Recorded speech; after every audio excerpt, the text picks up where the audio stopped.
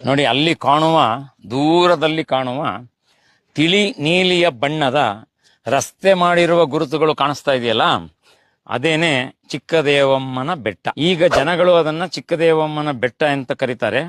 ಮೂಲತಃ ಅದು ವೈಷ್ಣೋದೇವಿಯ ಮೂಲ ಸ್ಥಳ, ಅಲ್ಲಿ ತಪಸ್ಸು ಮಾಡಿದ ಜಾಗ.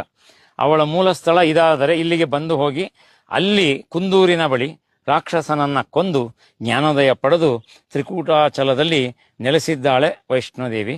ಅಲ್ಲೂ 7 ಉತ್ತಗಳಿದೆ. ಆ ಸರ್ಪ 7 ತಲೆ ಸರ್ಪಗಳು ಮಾಯವಾಗಿ 7 ಜನ ಅಕ್ಕ ತಂಗಿಯರಾಗ್ತಾರೆ. ಅದರಲ್ಲಿ ಕಿತ್ತೂರು ಮಾಂಕಾಳಮ್ಮ, ಚಿಕ್ಕದೇವಮ್ಮ, ಚಾಮುಂಡೇಶ್ವರಿ ಇವೆಲ್ಲವೂ ಶಕ್ತಿ ದೇವತೆಗಳೆಲ್ಲ ಅವರು ಸಹೋದರಿಯರಾಗ್ತಾರೆ. ಇಂತಹ ಇತಿಹಾಸವಿರುವ ಈ ಜಾಗ ವಿಹಂಗಮ ನೋಟವನ್ನು ಯಾಕೆ ಮಾಡಿದ್ದಾರೆ ಎಂದರೆ, ದಕ್ಷಿಣದಿಂದ ಉತ್ತರಕ್ಕೆ, ಉತ್ತರದಿಂದ ಪೂರ್ವಕ್ಕೆ, ಪೂರ್ವದಿಂದ ಮತ್ತೆ ದಕ್ಷಿಣಕ್ಕೆ ನದಿ ತಿರುಗಿದೆ. ಹರಿಯುತ್ತಿದ್ದ ನದಿಗೆ ಅಣೆಕಟ್ಟೆ ಕಟ್ಟಿದ್ರೆ ಅಲ್ಲಲ್ಲೇ ಹಿನ್ನೀರಾಗಿ ಅದು ಮೇಲೆ ಬಂದಿದೆ. ಆದ್ದರಿಂದ ಶ್ರೀರಾಮ ಒಳ್ಳೆಯ ಸ್ಥಳವನ್ನೇ ಆಯ್ಕೆ ಮಾಡಿದ್ದಾರೆ.